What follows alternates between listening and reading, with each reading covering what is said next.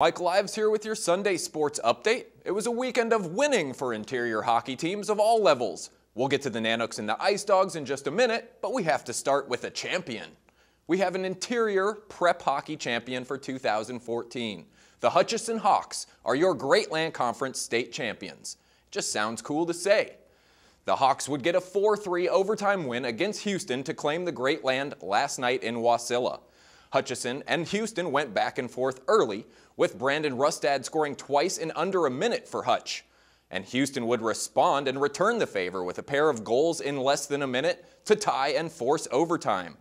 Fittingly, the game would end as Rustad gets the game winner and a hat trick for himself to secure the title. Many congratulations to Coach Keith Bartouche and his Hawks team, as this now marks 3 straight years the state trophy has belonged to an interior team. The Ice Dogs look to keep streaking at the Big Dipper last night against the Austin Bruins. After a 5-4 win on Friday, it would be up to goalie Patrick Munson to slow the Bruins' charge, and he answers the bell. He would get 26 saves and some help from the defense. Here we see some sacrifice. Laying out on the Dipper ice is Kyle Lee to bat away a look at a wide-open Ice Dogs net. And then comes a weird scenario where Doogie Lagrone gets ear-holed by a Bruin stick. Munson and the D would hold Austin to a single goal, while the Ice Dogs turned to Colton Walter and Brett Gervais for offense. Walter would assist on all 4 Fairbanks goals, and Gervais would score after some nice puck movement to put the Dogs ahead for good. Gervais would also score an empty netter late off of an unselfish setup from Kyle Lee to complete the hat trick, and his 3 tallies lead to a 4-1 Ice Dogs win. It was the second hat trick of the season for Gervais.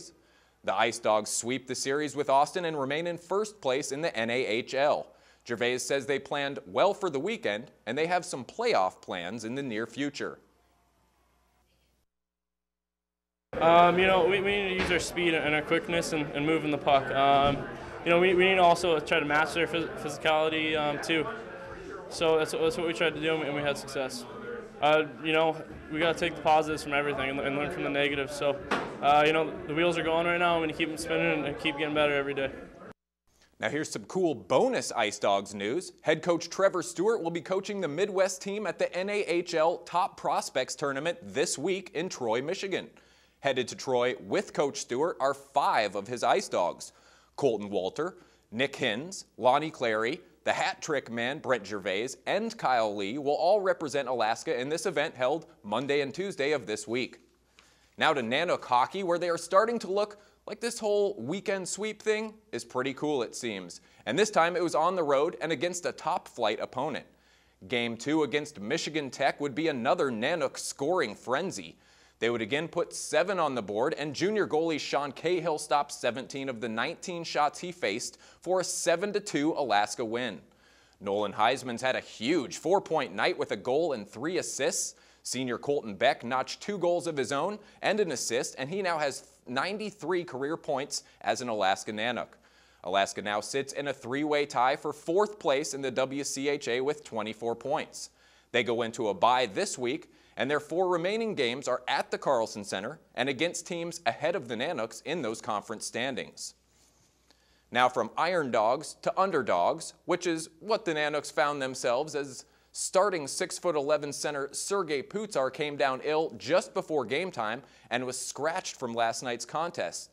Well, down an important asset and coming off a triple overtime game on Thursday night, it could have been a letdown game for the Nanooks in Central Washington. But Alaska would find themselves trailing by 26 points in the first half, but it was Fairbanks' own Mike Stepovich who explodes and leads a Nanook rally against the Wildcats. Stepovich would go 9 for 10 shooting the ball while drilling 4 triples, and his career-high 26 points off the bench stuns Central Washington as the Nanooks win 85-76. Alaska moves to 10-5 in GNAC play and has 3 games remaining. All of those will be played at the Patty Center, where the Nanooks are 9-1 on the season. The PCSC championships are in the books, and the Alaska Nanooks have their best finish ever at the event. The Nanooks would end up 3rd overall in the team standings, but they left a lasting impression on their competitors and the record books. Alaska would win 20 all-conference awards and were victorious in 5 events. They also set 4 new program records. Junior Margot Adams had a great weekend and took the all-conference honors in the 100 free. Senior Benty Heller notched 3 all-conference nods at the meet. The overall team title went to UC San Diego, who has now won 6 straight years. The Nanooks will wait to see if their name lands on the list for the Division II championships in March. Now, as mentioned earlier in the newscast, the Iron Dog race has started from Big Lake, and the teams head off on the 2,000-plus mile journey that ends right here in Fairbanks.